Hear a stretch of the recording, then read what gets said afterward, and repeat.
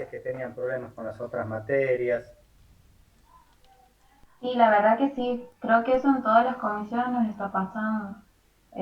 Muchas cátedras, o sea, más que nada ahora es Perdóname, Cachito, tenemos... discúlpame, ¿no? Sí, sí, sí, no hay problema. ¿Qué te pedí? ¿Qué te pedí? ¿Qué te pedí?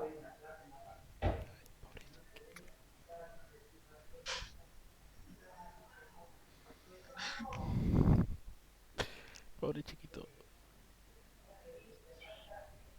F.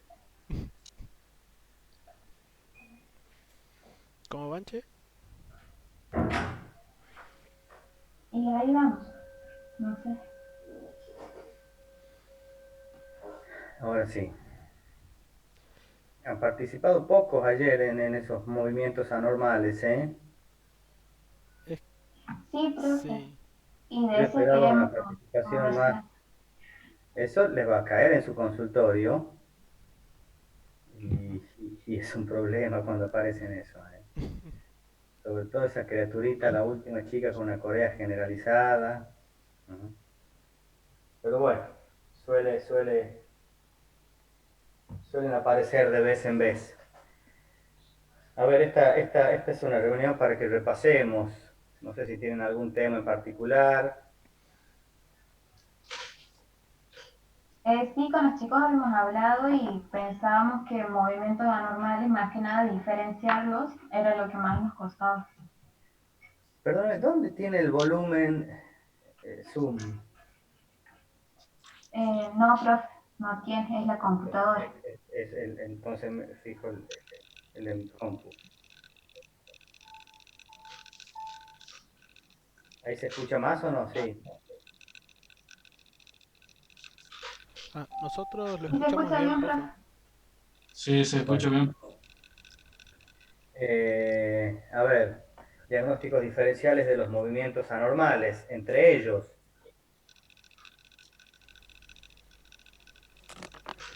eso es más o menos lo que tienen dudas. ¿Qué más?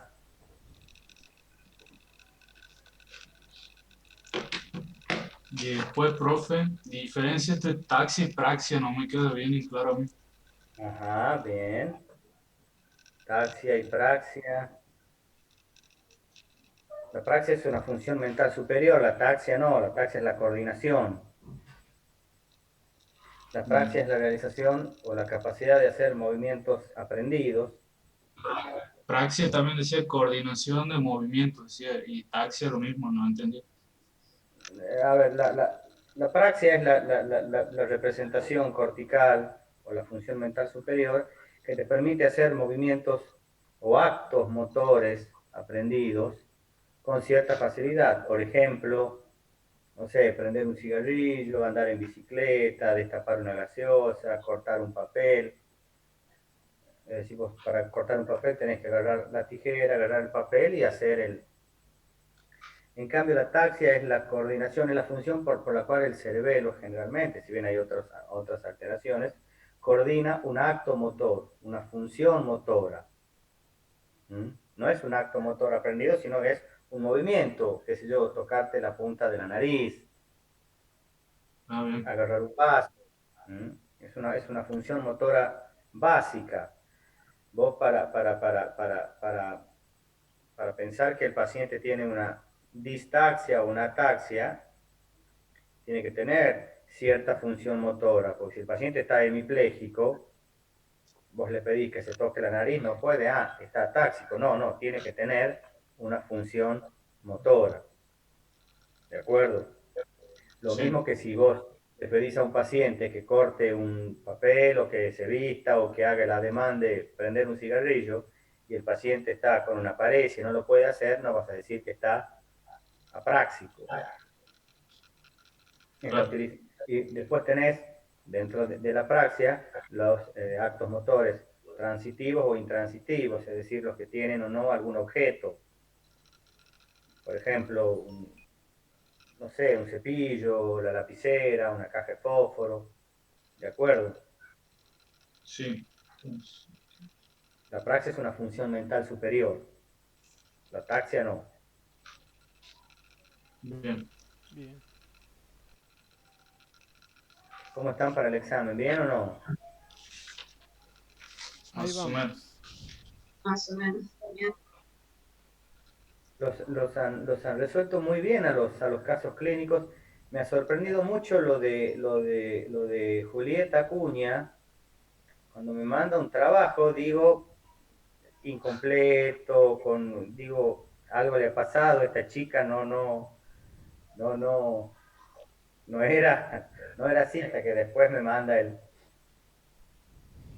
trabajo No, sí, completo. profe. Tengo problemas con la computadora, se me ha quemado y estoy usando la de mi papá. Ah, Ajá. Básicamente el examen va a ser algo pragmático, poder responder patologías o preguntas que harían con un paciente con un déficit motor, que harían con un paciente con vértigo. Le estoy tirando las preguntas ahí, ¿eh? Cómo estudian un paciente que tiene una diplopía, o si tiene una diplopía horizontal, en qué músculo piensa, o en qué nervio oculomotor piensan que puede estar alterado el paciente. ¿De acuerdo? Va a ser algo pragmático, fácil, ¿no? Y el caso clínico también. Ya está subido a la plataforma el examen y la verdad que me he olvidado de verlo, a ver si podía chusmear otras preguntas para más o menos orientarlo. De, de todos modos, no es solamente lo que ustedes puedan resolver en el examen, también va a ser la participación en las clases, la resolución de los casos clínicos, el concepto que uno vaya teniendo. A ver, cuando me decían de la diferenciación de los movimientos anormales, ¿cuáles los confunden?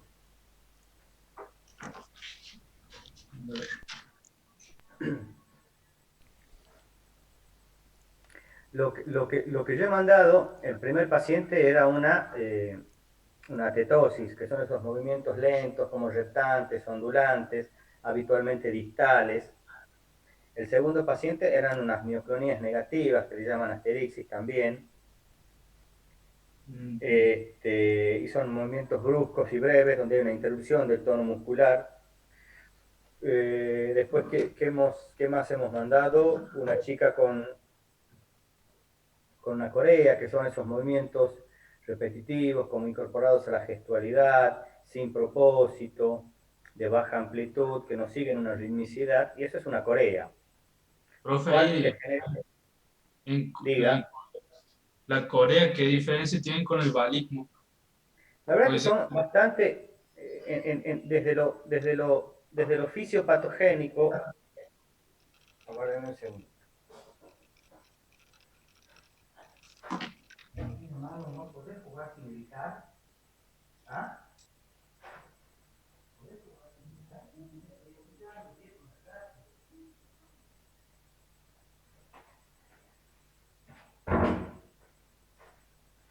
Desde la fisiopatogenia, habitualmente el sitio de lesión es bastante similar.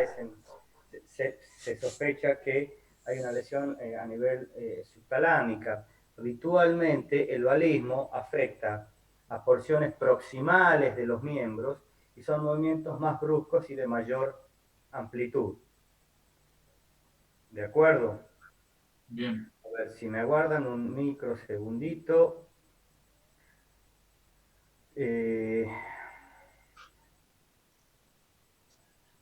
A ver si les puedo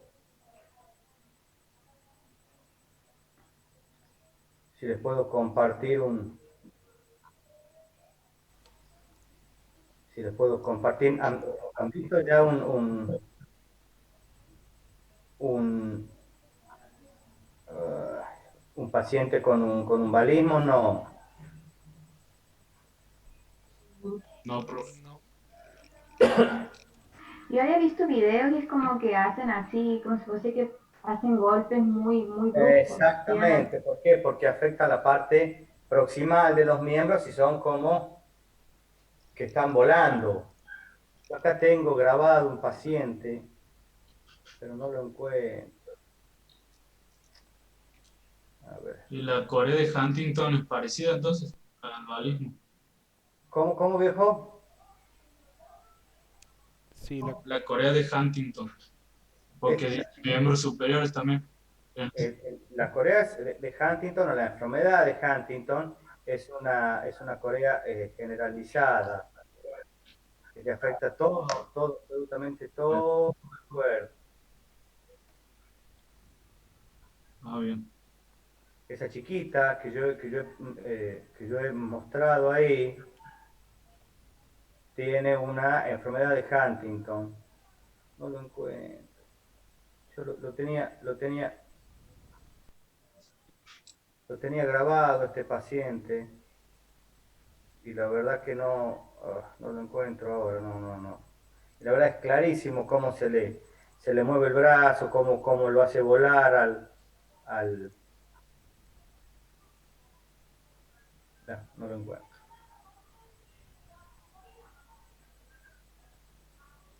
Bueno, ya. Eso me pasa por ser... No lo encuentro. Bueno, eso es, en el balismo afecta más a segmentos proximales de los cuerpos y de los miembros, perdón, y son movimientos de mayor amplitud que le puede afectar tanto el miembro superior como el miembro inferior.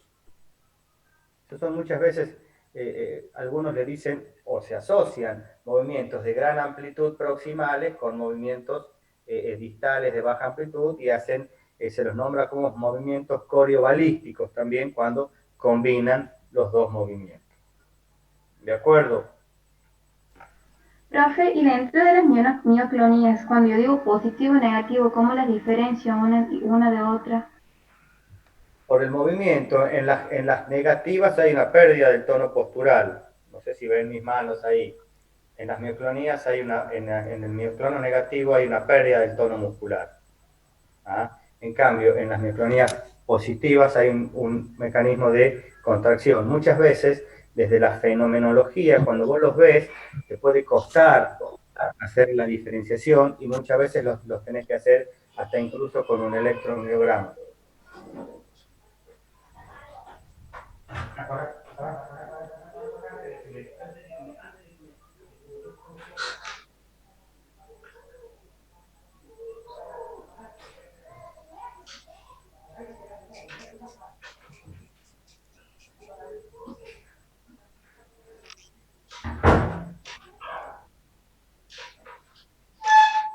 Estoy renegando. Muchas veces necesitas de estudios complementarios para que te ayuden a diferenciar. Muchas veces es fácilmente diferenciable por la pérdida del tono muscular, que vos lo ves, y otras veces cuesta. Es complejo, pero a ver, si vos lo nombrás como mioclonías, son sacudidas musculares bruscas y breves, con eso ya englobás todo el concepto. Positiva o negativa es mucho más finito. ¿Mm? Con respecto al tema del tratamiento de las meningitis, ahí hay una tablita bien cortita en el libro donde están los días. El meningococo es habitualmente un tratamiento, para mi entender, bastante corto, 7 días, pero bueno, los infectólogos hacen eso, habitualmente nosotros lo estiramos un poquitito más. Pero llama un poquitito la atención lo cortito que están tratando de hacer ahora, sobre todo por el tema de la resistencia a los antibióticos. ¿Mm? Tienen que punzar a los pacientes, tienen que ver las características del líquido, todo eso los va más o menos orientando, ¿eh? Y obviamente con la epidemiología y la edad del paciente, qué tipo de germen, puede ser las características macroscópicas del líquido, lo hacen pensar en algo bacteriano, en algo viral, el líquido sale a presión habitualmente, muchas veces es necesario hacer un tratamiento empírico de amplio espectro hasta que se van definiendo un poquitito más, ya sea con bacteriología o con PCR, el agente etiológico. Pero básicamente es tratar con antibióticos o con antiviral y después nunca tienen que esperar los resultados. Porque ahí el paciente puede evolucionar más si esperan 24 o 48 horas sin tratamiento. Es preferible muchas veces desde lo pragmático tratar, después habrá tiempo para suspender el antibiótico, desescalar o cambiar según antibiograma. Nunca esperen. Cuando ustedes ven un paciente con un trauma de cráneo y si le llegan a preguntar el diagnóstico etiológico no es traumatismo de cráneo. El diagnóstico etiológico son las consecuencias que se las he marcado ahí en el caso clínico, que condiciona o que genera ese trauma de cráneo. Un hematoma subdural, un hematoma extradural, contusiones hemorrágicas, una lesión axonal difusa. Eso es lo que condiciona el estado del paciente. ¿De acuerdo? Bien. Bien. Fíjense bien los tipos de vértigo, el vértigo posicional y el vértigo no posicional, sobre todo el de la neuronitis vestibular. Cómo es la conducta ante un paciente con un vértigo agudo, sostenido, no posicional. Profe, eso, la diferencia entre los nistagmos tampoco lo entiendo bien. A ver, ¿qué es lo que no Entre entiendes? periférico, Habitualmente entre periférico y central. habitualmente el periférico tiene un doble componente, que es un componente tanto horizontal como rotatorio. Guarda similitud con el lado afectado, es decir, la fase rápida te marca el lado sano. Siempre el nistagmus de origen periférico, es decir, vestibular, tiene un componente tanto horizontal como rotatorio. Bien. Los ojitos te van a hacer, a ver si se ve, te van a hacer este movimiento en el plano horizontal y al mismo tiempo te van haciendo el componente rotatorio. Cumple lo que se llama la ley de Alexander, que aumentan de amplitud en dirección de la fase rápida. Y además el paciente hacia el lado contrario. ¿Cómo dijo, profe? Disculpe. ¿El paciente? El paciente, cuando vos ves un síndrome vestibular armónico o disarmónico, ¿de acuerdo?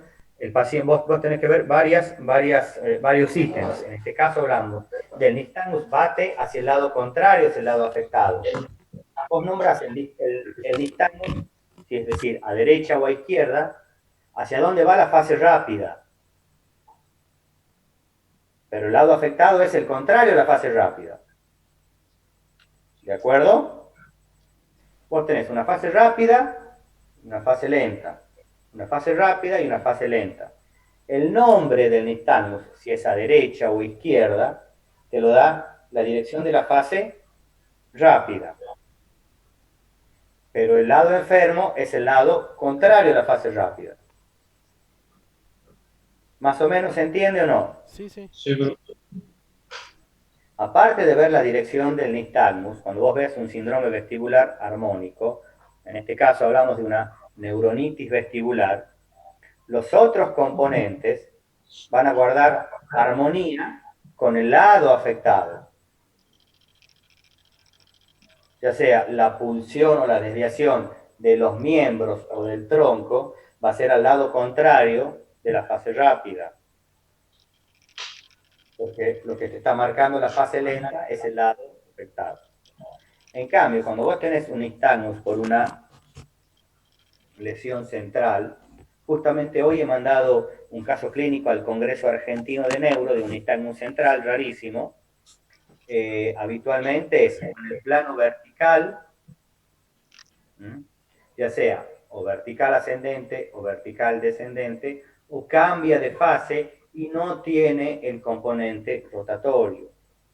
Cambia de fase, está batiendo para un lado, después bate para el otro. Son nistagmus que no guardan relación con el lado afectado. No te marcan nada de lo periférico. Sí te están marcando una alteración a nivel central. son muy difíciles porque los ojitos se les mueven para cualquier lado.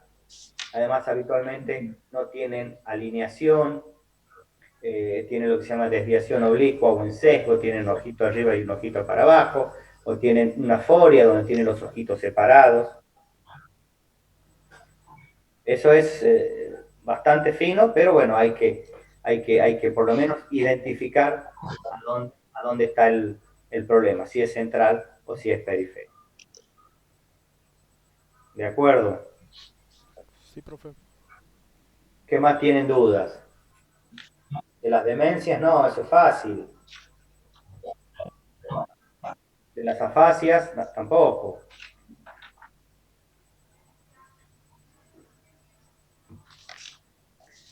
Tampoco. Hay que ser pragmático cuando estudien. De epilepsia, profe, Además, que hay que saber. ¿cómo, O viejo, sea, cómo? del tema de epilepsia, que tan Sí. fino que estudiar.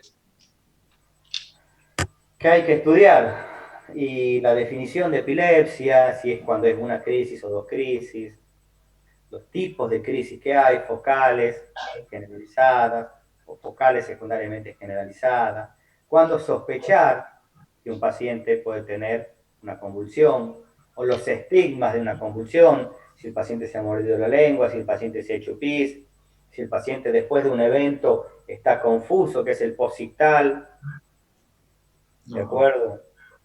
Si habitualmente son episodios estereotipados, repetitivos, si se cae, si se golpea.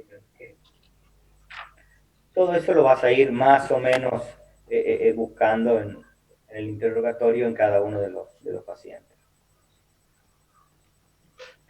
Cuando pensás que el paciente es una crisis, cuando pensás que no es una crisis, si se repiten los movimientos, si son cuadros estereotipados y repetitivos, vos pensás que el paciente puede tener convulsiones o epilepsia.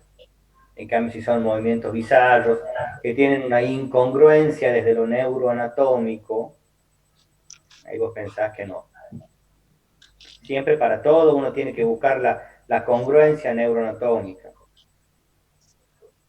Si un paciente, cambio de tema, si un paciente tiene hormigueos en bota y en guante, con una ataxia propioceptiva, ¿a dónde piensan ustedes que puede estar el problema? ¿Es central, es periférico, es en el músculo?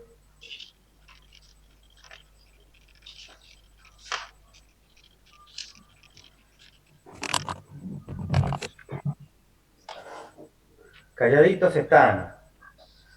Imagínense, tienen parestesias en bota y en guante. Y tiene una ataxia propioceptiva. ¿Dónde está el problema? Topográficamente hablando. ¿En el cerebro?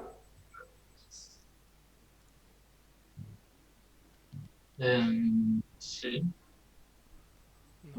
No. No sé, díganme ustedes, yo le estoy diciendo y sí, no. A ver, don Nahuel, que es el anfitrión, ¿dónde está el problema? Creería que en cerebro, profe. Perfecto, doña Dayana. También igual que Nahuel.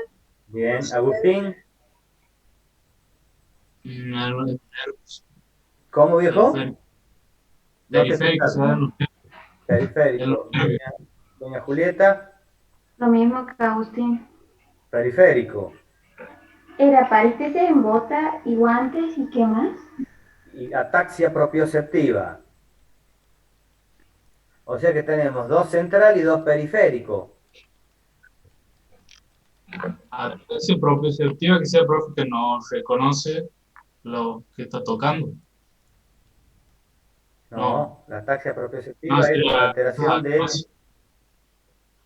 ¿Cómo, No reconoce viejo? su propia posición, sería que no. O sea, La ataxia propioceptiva es por compromiso de las raíces posteriores. No hay una ubicación espacial. Un paciente que tiene parestesias en bota y guante tiene un compromiso de nervio periférico, chicos. ¿De acuerdo? Tiene una neuropatía ese paciente. Unos Y eso iba diabéticos, a pues. preguntar, profe. Puede ser, a ver, el diabético es la causa más común, el alcohólico la causa muy común, el hipotiroideo muy común. En un síndrome en un paciente con síndrome de Guillain-Barré que tiene las parestesias distales en los pies y van ascendiendo, es muy común eso. ¿De acuerdo? Mm, Las parestesias en bota y en guantes son signos clínicos de compromiso de nervio periférico. Profe, por ejemplo, ahí de las neuropatías que justo estaban hablando, sería estudiarlas a la alcohólica, a la diabética, a la de En general, Guillain-Barré. no, O sea, más que nada más que nada, más, las tiene que conocer cuáles son los signos y síntomas y las más comunes, nada más, no van a estudiar una por una. El Guillain-Barré sí, la neuropatía diabética sí, que es la más común, pero nada más. No se van a poner a estudiar las millones que hay. ¿De acuerdo? Sí, profe. Básicamente es hacer una localización topográfica de... Profe, de hay- enfermedades. perdóname, hay una pregunta que dice, ¿cuál es la importancia semiológica del signo de Romberg? Que marca una alteración que...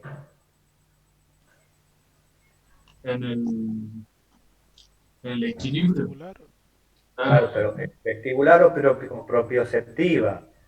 ¿Cómo es el signo de Romberg del cerebeloso?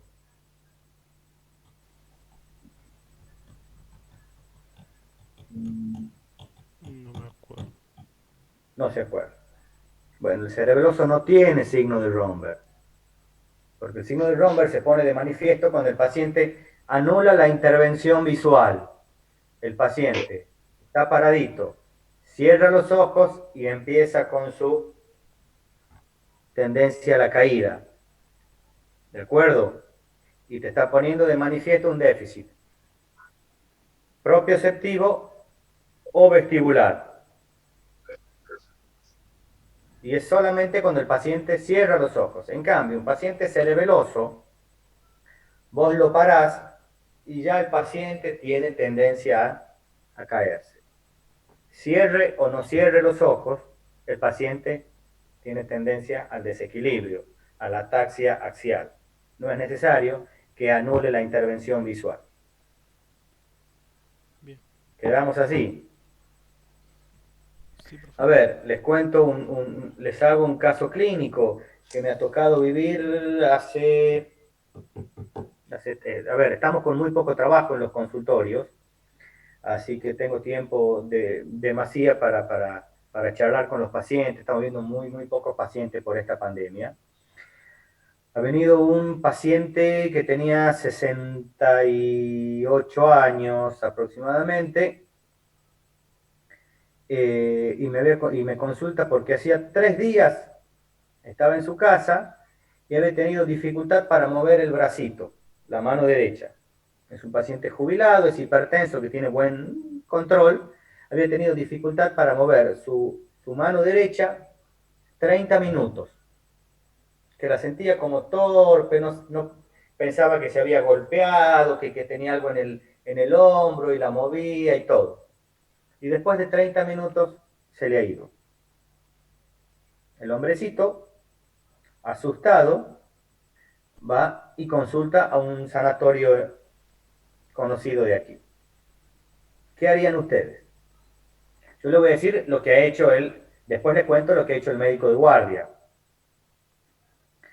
Usted, Julieta, ¿qué haría? interrogo más sobre los síntomas, si tiene dolor de Ajá. cabeza, Bien, no tenía bueno, nada. El paciente estaba medicamentos, impecable. Lo caídas, internan, lo mandan a la casa. y ha tenido una debilidad por 30 minutos, lo estudiaré un poco más. Bien. Agustín,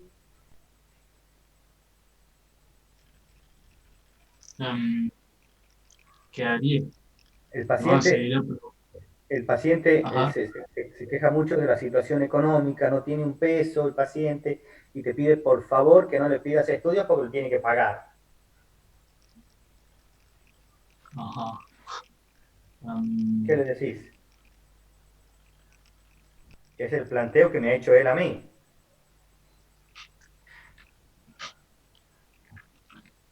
Y no sé, No sé, doña Dayana,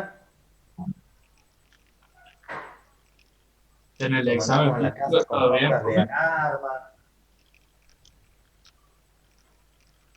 En No el sé, momento que he hecho la consulta no tenía nada, o sea, Cuando no me he hecho tenía. la consulta a mí estaba impecable.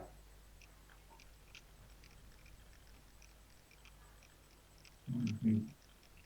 Nahuel, Mm, yo creo que estudios habría que hacerle, pero en caso de que no pueda, no sé, digamos que, ¿cómo se podría decir? De la presión, ¿cómo estaba? O sea, ¿qué valores tenía? 12,8 tenía, un relojito suizo.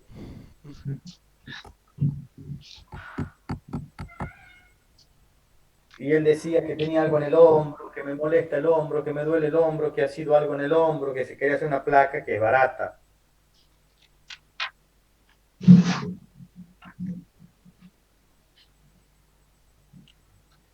Entonces estoy tratando de condicionar. Y no tenía nada, profe. Era, No. A ver, amigos, el paciente ha hecho ¿AIT? No. exactamente, ha hecho un evento transvascular. Y esto es algo grave, peligroso. ¿Mm? ah, ¿Por qué? yo, Porque un alto porcentaje de pacientes con accidente isquémico transitorio después pueden evolucionar a algo catastrófico. Pero eso transitorio te da chance a vos de que lo estudies, que le hagas una tomografía, que le hagas un estudio carotidio, que le des aspirina, que le controles los factores de riesgo y le podés prevenir un nuevo o algo catastrófico. Por más que el paciente no tenga nada, por más que el paciente te diga no me hagas nada, que no tenga un peso, ustedes tienen que actuar como médico y decir, te internás o se interna o haces estos estudios, una resonancia, angioresonancia, todo lo que sea necesario. Les cuento, este paciente ha ido a una guardia, lo ha visto un médico clínico y le ha dicho que tenía un problema en el hombro y le ha pedido una placa de hombro y le ha dado creo que un Bronax Flex y no sé qué.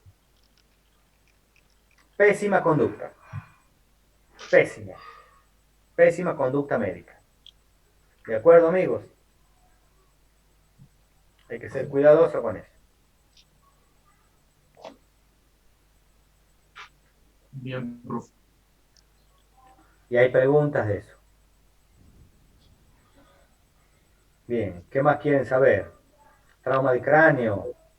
La verdad que lo han resuelto impecable. Sí, tienen que tener presente las consecuencias de un trauma de cráneo. El hematoma subdural, extradural, el daño zonal difuso, que es lo que condiciona el estado de los pacientes.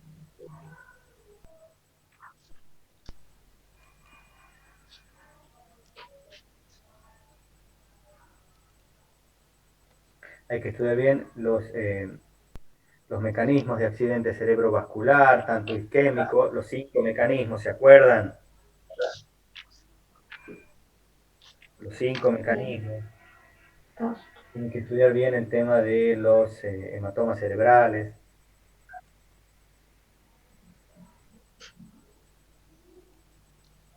Quedan 5 minutos. Después, si se corta, nos volvemos a conectar a la misma, si Bueno, quieren. Y no estoy hablando. Bueno, bueno, profe. ¿Qué otra duda tienen? ¿Cuándo punzan y cuándo no punzan a los pacientes? Cuando no hay evidencia de signos de hipertensión endocraniana, se puede punzar. Perfecto. Vos estás en Monte Quemado y no tenés tomógrafo, hermano. ¿Fondo de ojos? Exactamente. ¿Sabes hacer fondo de ojo? No. Bien. Eso es Virtualmente nos han enseñado. de manera virtual. Bueno, cuando hagamos la parte práctica, nosotros tenemos oftalmoscopio. Yo tengo mi propio oftalmoscopio, pero además en el servicio hay oftalmoscopio, y los vamos a poner y nos vamos a hacer entre nosotros cientos de fondos de ojo. Cuando yo me he comprado mi oftalmoscopio, cuando yo era residente de neurología, agarraba a la que en ese momento era mi novia, que es mi mujer ahora, y le quemaba la retina practicando fondo de ojo. Y la sentaba y le miraba y le miraba y le miraba y todo. A eso lo van a hacer con la práctica. No se preocupe. Sobre todo para ver la papila. ¿Qué es la papila? La, Eh, ¿La la qué? papila, donde están la mayor cantidad de, no, que es papila, de la retina. No, mi amigo. ¿Qué es la papila, Nahuel? Paso, Dayana. Es la cabeza Paso. del nervio óptico. Eso. Ah, sería lo mismo que el disco óptico, la papila. Claro, es la Ah, cabeza del nervio óptico. bien. Es la única parte del cerebro, perdón, es la única parte del sistema nervioso que uno la puede ver. Yo le hago un fondo de ojo a ustedes y eh, le veo la papila y estoy viendo la cabeza del nervio óptico. Les cuento un caso clínico que me ha pasado la semana pasada. Me deriva un oftalmólogo, me deriva el oftalmólogo una chica de la edad de ustedes, 22 años, con visión doble, dolor de cabeza y edema de papila bilateral. ¿Qué hacemos, amigo, con eso?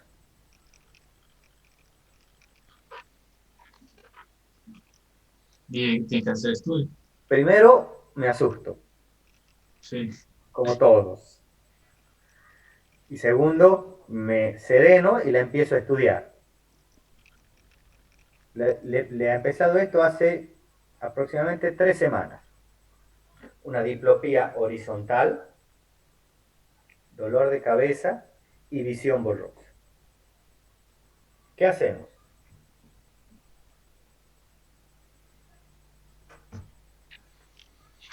Don Nahuel. Resonancia. No, eso, Bien. ¿Quién ha dicho resonancia? Bien. ¿Quién ha dicho resonancia? la Julieta. Bien. Listo, la mandó a guiar. Dispare, Julieta. ¿Qué más? Profe, pregunta, ¿la diplopía es binocular o monocular? Bien. Excelente pregunta. Es una diplopía binocular. Se tapaba un ojito, veía bien, se destapaba, veía doble. O sea, eso es una diplopía nuestra, neurológica. Bien. Le hago una resonancia. Es normal. Y los problemas del neurólogo empiezan cuando la resonancia es normal. ¿Qué más hacemos? Aparte de asustarme un poco más todavía, porque tenía toda la presión de la familia en mis espaldas. 22 años, ¿eh? Resonancia, normal. Análisis de sangre, normal.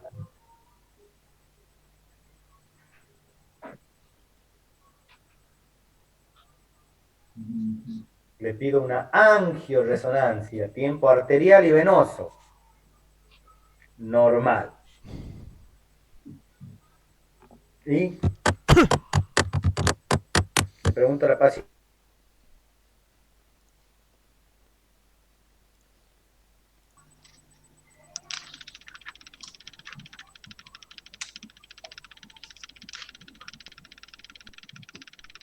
Aguárdeme que estoy acá.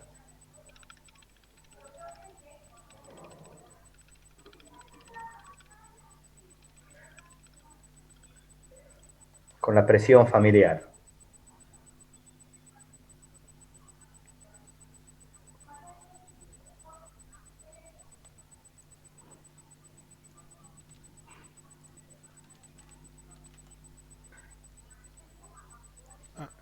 ¿Qué pasa con...? No, ahí está. No, no le estaba viendo para conectar. Ahí se está uniendo.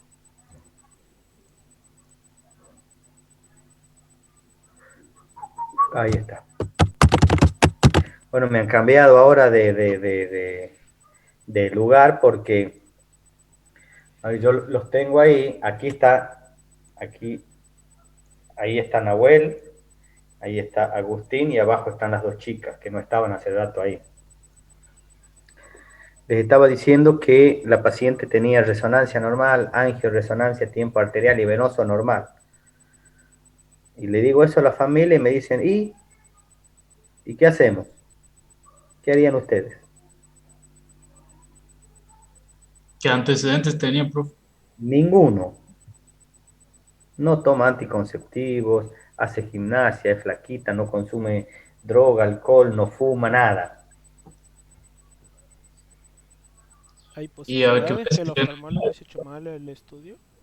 No, porque yo le hago el fondo de ojo y tenía un edema de papila bilateral. hay que medir la presión del líquido cefalorraquídeo.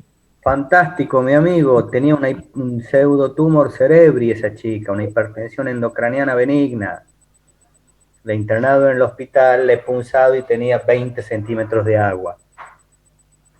Tiene una hipertensión endocraniana.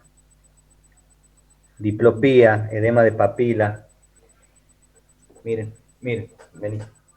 Vení para que te conozcan. Vení, pues, bueno, entonces no andate. Esa es mi hija. Tenía 20 centímetros de agua.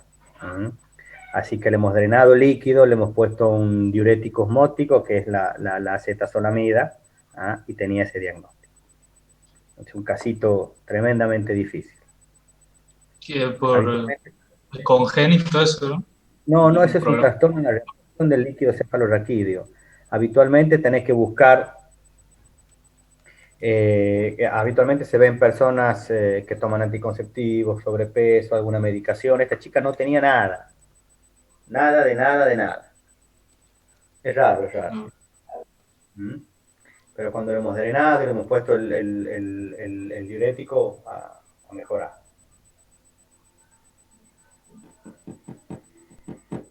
Bien, ¿por dónde seguimos? ¿O quieren ir a tomar cerveza? ¿Han puesto una cerveza en el freezer ya por lo menos o no? Sí. Yo De sí. estudiar, profe. Bueno, a mí me está esperando una. Así que... Y estoy esperando que se enfríe y siga bien, bien. ¿Han hecho gimnasia por lo menos hoy? Hoy no, profe. ¿Levantarse de la profe. compu cuenta? Ayer sí. No. 30 minutos 3 veces por semana. 5 o 3. Y tomen mucha agua. Y a la Por noche lo una, menos eso hago. a la noche una copita de vino. Para que puedan Sí. descansar bien. Les va a ir bien, amigos, no se preocupen. O pueden mandar Profe, me el mandan caso un... clínico, Sí, no lo he visto el caso todavía. del sábado es, digamos, parecido a lo que nos dan hoy, ¿no? Exactamente igual. Exactamente igual. Son 10 preguntas. Es para Ya. hacer un diagnóstico sindromático, es para ver cómo completan, qué le agregan ustedes al interrogatorio, qué le sacan, qué le ponen y cuál es la conducta. Eso es lo que nosotros apuntamos, conducta. No que se sepan de memoria la enfermedad de Creutzfeldt o el tratamiento de tal o cual otro bicho. Eso no sirve. No es pragmático eso. Nos interesa la conducta médica. Nosotros tenemos la esperanza de que ustedes van a ser médicos clínicos, buenos clínicos, que tengan una visión holística del paciente, que lo vean como un todo. ¿De acuerdo? Eso es lo que apuntamos nosotros. Eso es lo que, a ver, eso es lo que necesitamos, que lo vean como un todo el paciente. Bien. Y que sepan cómo actuar ante un paciente que tiene cefalea y fiebre, o que sepan actuar como ante un paciente que ha hecho una debilidad de un miembro transitoria, o que un paciente que se ha golpeado la cabeza. ¿Cuál es la conducta que van a hacer? No hacer esas barrabasadas que hacen ahora Si tienen una debilidad en un brazo, van a una guardia y salen con una placa de hombro. ¿De acuerdo? Sí, profe. Esas cosas es lo que nosotros apuntamos o que pretendemos, que lo vean al paciente desde el punto de vista holístico. Si un paciente viene y es un paciente diabético con un mal manejo metabólico y que le queman los pies y que le arden y que le duelen, que no le pidan una resonancia de cerebro, que no le pidan una resonancia de columna lumbar, que le puedan orientar bien en el tratamiento de su neuritis o de su neuropatía diabética. Quedamos así, amigos. Sí, profe. Sí. Les va a ir muy bien, quédense tranquilos. Sí, ojalá. Y si no, cualquier cosita me mandan un mensaje mañana. ¿Van a Bueno. estudiar ahora o no? No, ya van a descansar. Puede ser. Ah, sí. Pensando todavía. No, estudien a la mañana, estudien durante el día, si no el rendimiento cognitivo va a ser, a la noche va a ser menos. Van, comen una pizza y se acuestan, y mañana se levantan a las 7. Va a ser mucho más efectivo que quedarse toda la noche, ¿eh? ¿Cómo te ha ido, Agustín, en imágenes? Aprobado, pero con nota baja. Bien, mi Me he puesto amigo. nervioso. Bueno, no se ponga nervioso, no sirve de nada eso. ¿Ustedes, Sí. chicos, han rendido o no? No, profe. No, profe. Desde marzo que No, profe, en esta mesa no. Bueno, aprovechen. ¿Algo más que quieran preguntar o no? Por mi parte no, profe. No, yo tampoco, profe. Os despido, amigos. Me mandan un mensaje mañana, si tienen alguna duda, si quieren que nos juntemos, y si no, para el práctico. Y durante el práctico también me mensajean, no pasa nada.